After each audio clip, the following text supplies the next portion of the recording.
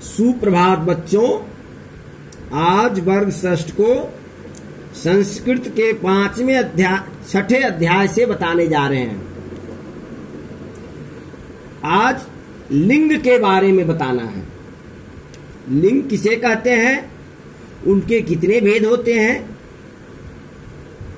जिन शब्दों से जाति का ज्ञान हो उसे लिंग कहते हैं।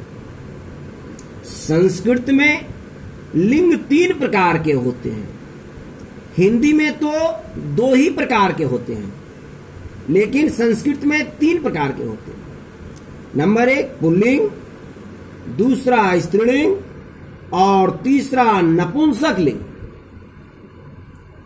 पहला जो पुल्लिंग है उसकी परिभाषा इस प्रकार है, वे शब्द जिनसे पुरुष जाति का पता चले उसे हम पुल्लिंग कहते हैं। यानी पुरुष जाति का बोध हो उसे हम पुल्लिंग कहते हैं। यथा यानी जैसे, वानरः, वानरः का अर्थ होता है बंदर। दूसरा है बालकः, बालका का अर्थ होता है लड़का। शिक्षक, शिक्षक का अर्थ हिंदी में शिक्षक। सिंह यानी शेर। ये सब पुल्लिंग के उदाहरण हैं। दूसरा है स्त्रीलिंग। इसकी परिभाषा इस प्रकार है, स्त्री जाति का ज्ञान कराने वाले शब्दों को हम स्त्रीलिंग कहते हैं। उदाहरण के लिए बालिका, बालिका का अर्थ होता है लड़की। लता, लता का अर्थ होता है बेल। कोकिला, कोकिला का अर्थ होता है कोयल। और अजा, अजा का अर्थ होता है बकरी। ये सब स्त्रीलिंग के उदाहरण हैं। तीसरा है नपुंसक लिंग। इसकी परिभाषा इस प्रकार है, वे शब्द जिनसे स्त्री या पुरुष दोनों में से किसी का भी पता न चले। यानी स्त्री है कि पुरुष है, स्त्रीलिंग है या पुल्लिंग है, उसका पता नहीं चले उसे नपुंसक लिंग कहते हैं। यथा यानी पुष्पम, पुष्पम का अर्थ होता है फूल। चित्रम, चित्रम का अर्थ होता है चित्र। जलम, जलम का अर्थ होता है पानी।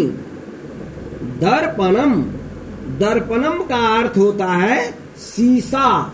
ये सब सभी जो है सो इस नपुंसक लिंग के उदाहरण है। किनका है? नपुंसक लिंग के उदाहरण हैं। अब इसी में है कि सर्वनाम शब्द जो होते हैं वो तीनों लिंगों में अलग अलग होते हैं। जो सर्वनाम के शब्द हैं, उदाहरण के लिए जैसे है सह, सह है पुल्लिंग शब्द, ये पुल्लिंग में आते हैं। सह, सह माने वह, अंग्रेजी में इसे ही कहते हैं। फिर देखिए सा है, सा का अर्थ भी वह होता है, ये स्त्रीलिंग में है और इसे अंग्रेजी में सी कहते हैं। फिर आ जाइए तत् है, तत् माने भी वह होता है, अंग्रेजी में इसे दैट कहते हैं।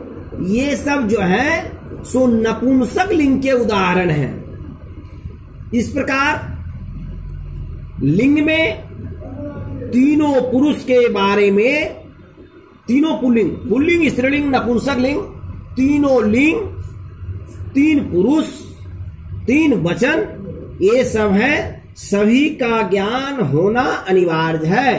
तो आज आप लोगों को जो हम संस्कृत में लिंग के बारे में बताए हैं, इसकी परिभाषा बताए हैं, इसके उदाहरण बताए हैं, इसके भेद बताए हैं, सबों का आप स्मरण करके ज्ञान प्राप्त करें, जिससे आप लोग आगे बढ़ेंगे और अनेक संस्कृत की परिभाषा का ज्ञान होगा, पढ़ने में आसानी होगा, समझने में आसानी होगा